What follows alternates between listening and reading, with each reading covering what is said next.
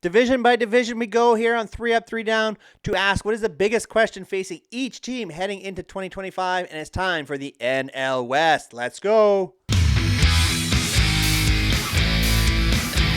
The question LA with the Dodgers has to be, should we just hand them the trophy? Everybody wants to anoint the Dodgers as the team. They're going to repeat. They've got the best lineup in baseball, the best rotation in baseball, the best bullpen in baseball, the most money in baseball.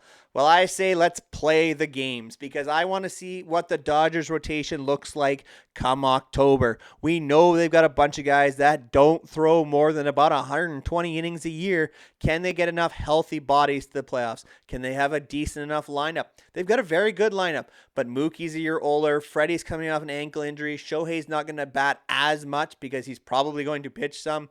The question is, can they continue to produce and be as effective as they were last season, especially in the playoffs? This is a very, very good roster. Don't get me wrong. It may be one of the best rosters ever put together in baseball, but they have to prove that they can be healthy and prove that they are indeed this team to beat come October. In San Diego, I have to ask the question, will ownership fights set this team back?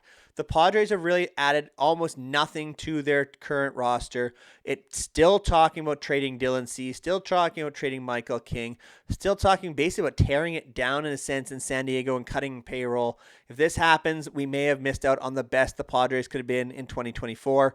This is still a very good roster, but it's not as good as it was last season. And there's going to be a lot of question marks in terms of can they fill holes come the deadline? Is the bullpen going to be as effective? Who's going to fill in for Jerks and Profar in left field? Can Machado stay healthy? Can Tatis stay healthy? There's a lot of questions to be asked in San Diego, and you have to wonder, is the ownership fight going to create a lasting problem for the Padres? Question I have with the Arizona Diamondbacks, are they playing the role of David? Think of the Dodgers as Goliath. Maybe the D-backs are David, and you know, David's pretty good, especially in this rotation. You add Corbin Burns to Zach Gallen, a healthy Merrill Kelly, hopefully a bounce-back season from Eduardo Rodriguez. You've got Jordan Montgomery looking to bounce back. You got Ryan Nelson who's ready to go. They've added some nice pieces to the bullpen. Josh Naylor's in to play first base. Randall Grichuk is back. This is a pretty good roster. And if Ketel Marte continues to play like an MVP candidate and Corbin Carroll has a much better third season than second season, this could be a very, very dangerous Diamondbacks team and maybe the second best team in the National League. Now, I'm not saying they're going to go out and beat the Dodgers in terms of division race, but this is a scary team to look out for come October should they get in. In San Francisco, the Giants and their fans have to be saying, in Buster we trust. Buster Posey's brought in a lot of really good players in San Francisco. The addition of Willy Adames should really help. Justin Verlander in as a veteran to help stabilize that rotation, fill in for Blake Snell. Robbie Ray is hopefully healthy and back, looking to have Kyle Harrison take the next step. This is a decent roster. The question is going to be where does the offense come from? Willy Adames is a big upgrade. Look for another good season from Matt Chapman and a very solid defensive left side of the infield. But where's the rest of it coming from? We know Patrick Bailey is a very solid catcher. I like what Buster Posey has done in his first offseason. See if he can continue to build next few years and the Giants can really become that powerhouse once again in the NL West. And once again, a question in Colorado, can any of the prospects step up?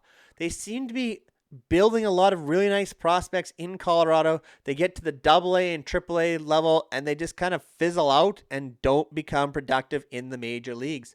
Ezekiel Tovar has kind of been the one exception. He took a nice step forward last season. See if he can do it again in 2025.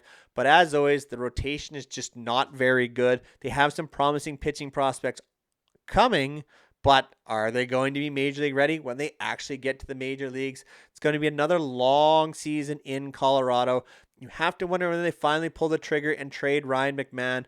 Maybe Chris Bryant can be any good at all, but it looks like another very, very long season for the Rockies. Make sure you comment down below who you think is going to win the NL West, especially if you don't think it's going to be the Dodgers.